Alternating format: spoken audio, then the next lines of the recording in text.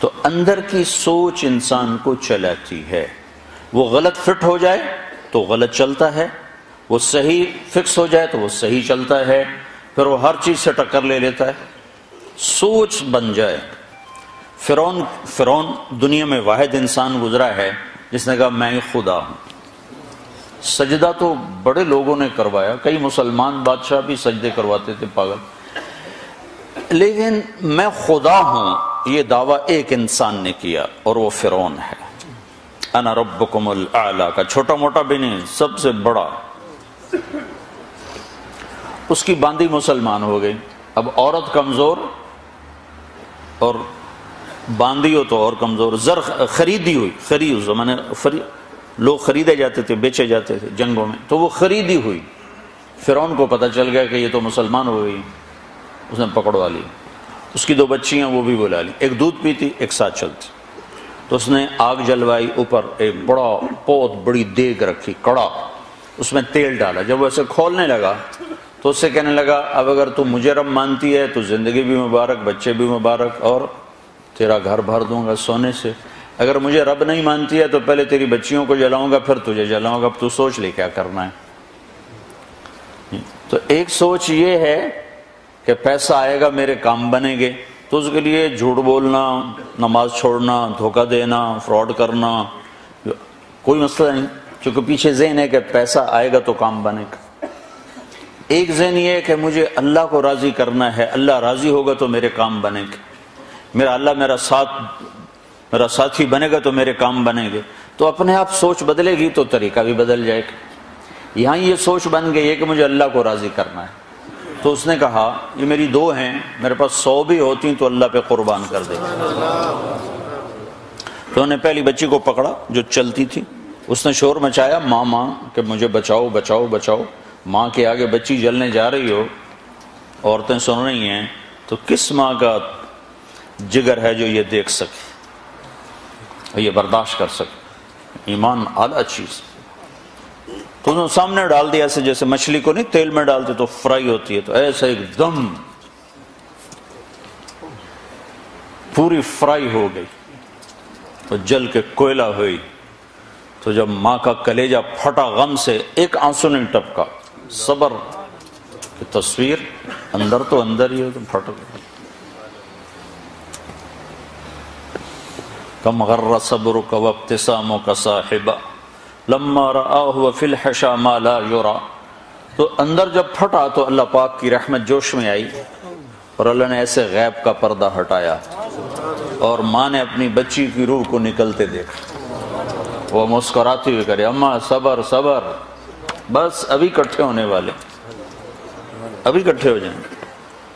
پھر انہوں نے معصوم کو کھینچا جس کو پتہ بھی نہیں میرے ساتھ کیا ہونے والا ہے. اس کی تو آہ بھی نہ نکلی اور وہ تلی گئی اور کوئلہ بن گئی. اور ماں کھڑی ہوئی ہے، ایک بول پہ بچا سکتی، ایک بول کفر کا بول لیتی اور گھر جا کے توبہ کر لیتی تو راستہ موجود ہے، راستہ موجود ہے. لیکن ایک وقت ایسا آتا ہے جب اللہ پہ مر مٹنا وہ زیادہ محبوب ہو جاتا ہے.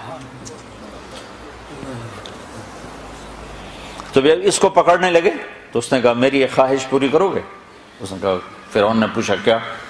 کہ جب مجھے بھی جلا دو تو ہماری ہڈیاں، میری اور میری بچیوں کی ہڈیوں کو ایک جگہ اکٹھا دبا دینا، باہر نہ پھینکنا، کہیں دبا دینا. تو فرعون نے کہا یہ خواہش پوری کی جائے گی. اس کو بھی جلا دیا، ہڈیاں دبا دیں. ہمارے اور ہمارے نبی اور موسیٰ علیہ السلام میں 2000 سال کا فاصلہ ہے. پھر 40 سال نبوت کے، 40 سال وہ، پھر 10 سال بعد معراج، 50 سال، 2000 پہ 50 سال گزر چکے ہیں. جب آپ کی سواری فلسطین پر پہنچی، آپ معراج کے لیے جا رہے ہیں، مکہ سے اٹھایا، مدینہ پہنچایا، 2 نفل پڑھائے، پھر فلسطین پہنچایا تو وہاں سے مصر قریب ہو جاتا ہے، تو وہاں سے آپ کو جنت کی خوشبو آئی. تو آپ نے جبریل سے پوچھا کہ ما لی اشم ریح الجنہ، یہ کیا ہوا، مجھے جنت کی خوشبو آ رہی، یہ کہاں سے آ رہی؟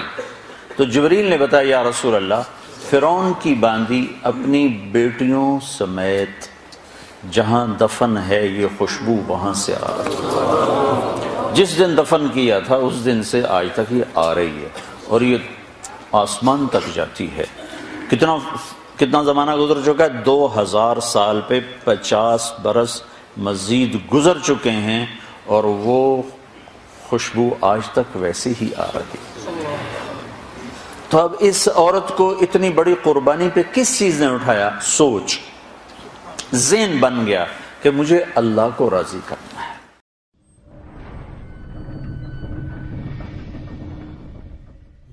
تو میرے بھائیو، ایک اپنی عبادت ٹھیک کرو، نماز، روزہ، حج، زکوٰۃ. ایک اپنے اخلاق ٹھیک کرو. اگر تم مسلمانوں والے اخلاق اپنا کے اس ملک میں رہو تو اسلام کی ہوائیں چل جائیں. لوگوں کے لیے خیر بنو. ایک صحابی نے کہا یا رسول اللہ میں چاہتا ہوں سب سے بہترین میں ہوں. تو آپ نے کیا کہا؟ تہجد پڑھ، روزے رکھ، نفل پڑھ، صدقے کر، خیرات کر، حج کر، عمرے کر. آپ نے فرمایا لوگوں کی خدمت کر، تو سب سے بہترین انسان. اچھے اخلاق. ایک نے کہا یا رسول اللہ میں چاہتا ہوں میرا ایمان کامل ہو جائے، مکمل ہو جائے. تو آپ نے فرمایا تو اپنے اخلاق اچھے کر، تیرا ایمان مکمل ہو جائے گا. تو بھائیو، نماز روزے والے تو بہت سے مل جاتے ہیں، داڑھی پگڑی والے بھی بہت سے مل جاتے ہیں، اخلاق والے کوئی نہیں ملتے. معاف کرنے والوں سے دنیا خالی ہوگی، درگزر کرنے والوں سے دنیا خالی ہوگی. بیوی کو غصہ چڑھ جائے تو خامند پہ چڑھائی ہے، خامند کو غصہ چڑھ جائے تو بیوی پہ چڑھائی ہے، اولاد کو غصہ چڑھ جائے تو ماں باپ کی گستاخی ہے، ماں باپ کو غصہ چڑھ جائے تو اولاد کی ٹھکائی ہے، پٹائی ہے. یہ نہیں دیکھتے کہ یہ تربیت کا تقاضا ہے یا نہیں ہے. بھائی بھائی سے تمہارا کیا رونا رو. میرے سامنے ہمارے علاقے میں یہ 2 بھائی دیواریں ساتھ ہیں، ایک مر گیا، دوسرے کا مجھے پتا چلا اس کے جنازے میں نہیں جا رہا. میں نے اس کو اس کے بیٹے کو بلایا، میں نے کہا مرنے کے بعد تو سارے جھگڑے ختم ہو جاتے ہیں، چلے جاؤ. کہ نہیں جی ساڑی بنی نہیں ساری زندگی ہون کی بنانا. اور میں نے کہا اب تو وہ ختم ہو گیا ہے، جن باتوں پر تم لڑتے تھے وہ باتیں ختم ہو گئیں. اپنی ماں کا دودھ ہی یاد کر لو. یقین میرا صرف پڑوسی تھا، میں نے اس کے پاؤں پکڑے، ہاتھ جوڑے، نہیں گیا جنازہ. ایسوں سے جہان بھرا پڑا. ہمارے اخلاق کیا ہیں؟ جو سلام کرے اسے سلام کرو، جو نہ کرے نہ کرو. یہ ہمارے اخلاق. جو مسکرائے اس کے سامنے مسکراؤ، جو آنکھیں دکھائے اس کو وٹا دکھاؤ.